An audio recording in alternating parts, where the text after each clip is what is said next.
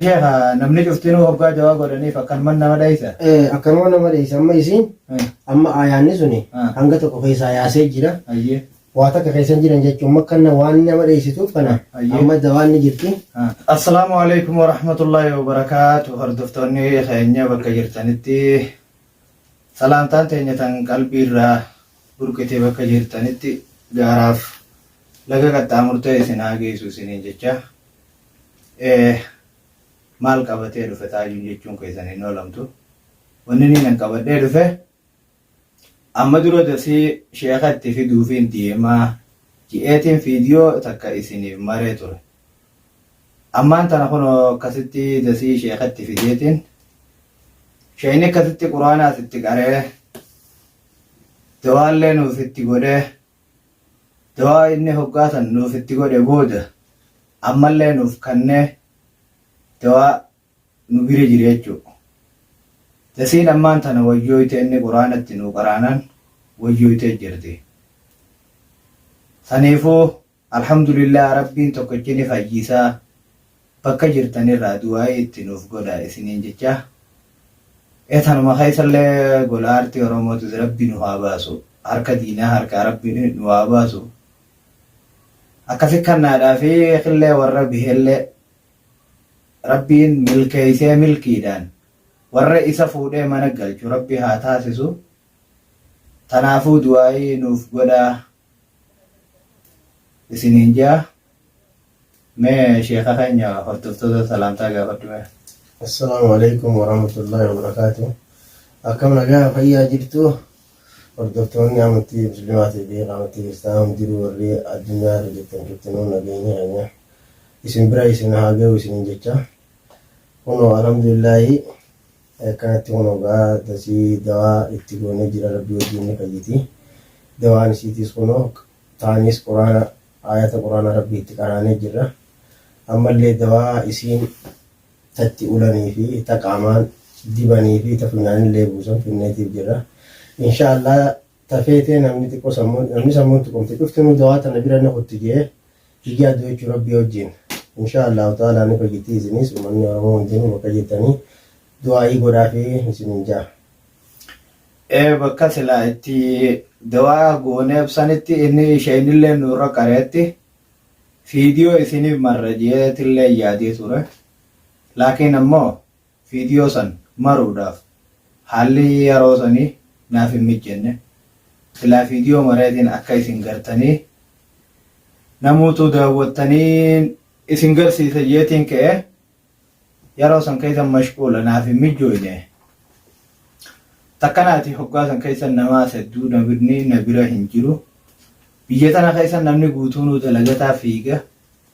Akkaan yeroo sanii fiidiyoon isinii maraas hin jenne isiidhaan qabee fi akkasitti hoggaa itti qaraan kana isiin ni utaalti.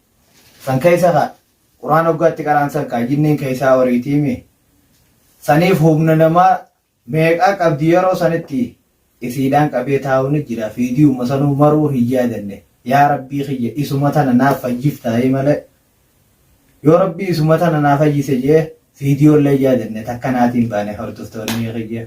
Bakka jirtanii nageenyi rabbii isin bira haa jiraatu. Isinis yaada keessaniin hamma nu deeggartanii maashaallah arra as geenye dasiin haala wayyaarra dhufte dawaa isheenii dhooqannu kana booda isiilleen ni fayyiti.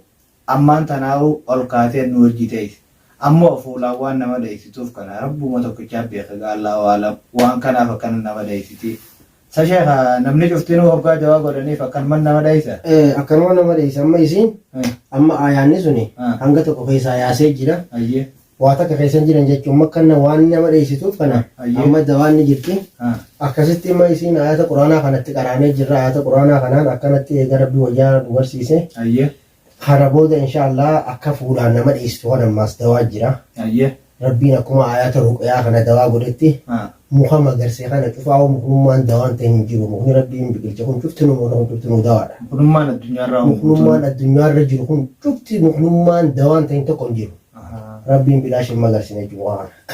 Kanaafuu muka kana waan isin akka fuudhaan nama dhiisituuf kanaafi waan akka nama sodaattuuf kana xifaa'u muka isaan isiniif fida muka sana akkasitti fayyadamte jechuudha itti gootanii itti booda alhamdulillah insha Allah ta'ala rabbii keenya biraa yoo taate fayyitee tikka duraanii deemte jechuudha waan akka insha Allah akkasitti kunoo isheen hanya kara juus ni dhageessanii akkanumatti namni ammaan tanaaf akkana nama dhayisu kun cuftinu booda keessa yeroonii fi dawaa kana wal faana fixate dawaan ni jira muka san goonee fiiti akkasitti akka isiin akkana naman dhayisineef dawaani goonaaf jenneeti abdii qabna asumaan kaduraan nu wacha yaaddawaa turtanii gasiidha hanqa isin rakkattanii bakka jirtanirra sammuun ta'an isin hawwu jirtu guutuunu asirratti alhamdulillah ja'aadha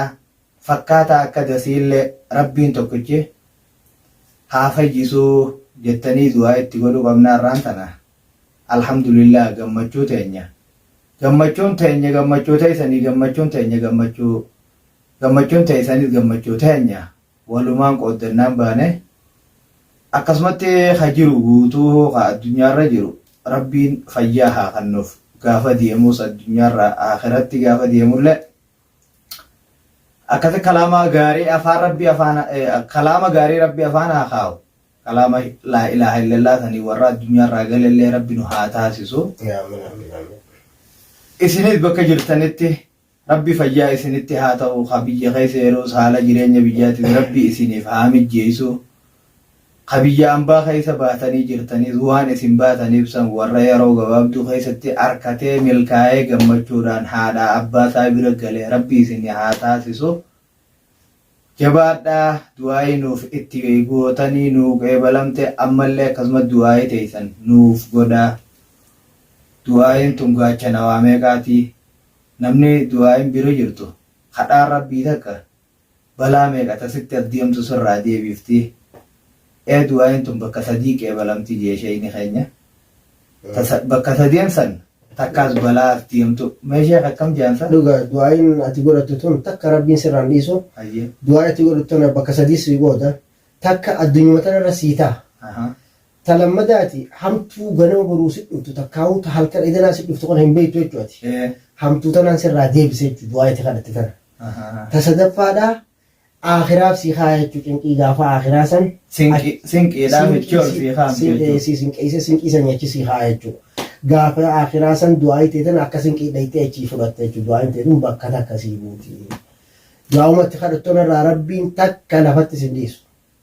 Maashaallah maashaallah umriin dheeradha rabbi umrii isin haa dheereessu amiin amiin isinis rabbi isin haa fayyisu amiin amiin ulamaa teenya ta addunyaarra jirtus xiqqaa guddaa rabbiin fayyaa nuuf itti tahee bakka jiranitti gammachuu isaanii malee hamtuu nu dhageessisini arraan tana hedduu takka gammannee gammachuu isaan faan waan hin ji'ee haasa'uu ni wallaale dhugaa rabbiitti ni beektaa sheekha kiyya rakkanneeti dhuga gaa'ii namni nama harkan maraate taphan nama rakkisaatis wallahi yaada beetiis si amma ta'if wallaaltee qalbii dhabde tanaa miti namni tokko ka dhukkubsatee mana hakimaa geessitee yaaltuu bara baay'ee nama cinqaa bara wallahi alhamdulillahi garuu ati osoo dawaan harkatiin isin dibde garuu kana booda insha Allah ta'ala rabbi waa takka isin dibdu akkasiin fayyitee bobbaatee if beeytee waan si hojii si beeytee akka keenyaa kana bobbaatee deemti kanaafuu waa takka illee yaadina insha Allah rabbiin tokko jirraa nu haa fuudhu rabbi irraa fuudha rabbi wajjin wanni takka uummata kan shakkiidhaan jee dawaa tana bira dawaan kunii katti qaraane kunis katti qaraanee itti qaraane ayata quraanaati taaliilli goonee sunilleen ayata quraanaati wanni takka balummaan takka ganaa isin dandeessu jechuudha inshallah rabbi irraa nu haa fuudhu tana booda rabbi ittiin deebisu rabbiin kana fakkaata akkasiillee rabbi nu haa fayyisu fakkaata akkasii uummata islaamaa dhufaa'u rabbi haa fayyisu tokkollee warra dhibamee jiru dhufaa'u rabbi xiqqaa guddaa isaanii rabbi dhibdee jalaa rabbi isaan haa baasu se'allaanuu wallaalaa tokkana nu godha malee silaa nutiin kun nama if beeku taane deemnee namni tokko hoggaa namaa harka qabame deemnee akkana dawaatti barbaannaan dhibdummaan takka illee ta dawaa dhabdeenumaa hin jirtu dhibdummaan takka wannummaan addunyaa tanarraa rabbiin beeke dhukkuba buusee dawaa jala buusee rabbiin mayra magarsu kanaahu bilaash hin magarsine beekadhu mayrummaan mayre kun cuftiin dawaadha dhibummaan takka ta addunyaa kanarratti dhuftu ta namni nama fitu jiru ta haayin rabbii haayin sitti deemanii subhaanahu wa ta'ala kanaadhaan wani dhuftinuu dawaadha jechuudha dhibee buusetti dhukkuba buusetti dawaas jala buuse jechuudha kanaafuu wannummaan takka wallaala malee wannummaan nama dhibaatuun jirtu jechuudha wannummaan tokko illee mu maashaallah maashaallah kanaafuu nama keenya hundaa ummata keenya ummata muslimaa ummata laa ilaaha illallah muhammad rasulullah juu cufaahu rabbii haa inni warra qabame warra rakkate cufaahu rabbii haa fayyisu nama hundaa rabbii rakkoo haa baasu intala islaamaa ilma islaamaa cufaahu rabbii rakkoo jalaa haa baasu fa'a. Wallahi takkasee jedheef inshallah du'a mugoonaa fi akka isaatis haalaatis bakkuma namni jiru cufattu bakka jirru cufan rabbi fayyaa nutti haa ta'u. Akkasitti inshallah hanqa viidiyoo bareedduudhaan walitti deebinutti nagiyaan nuuf tura. Assalaamu alaikum wa rahmatullahi wa barakatuh.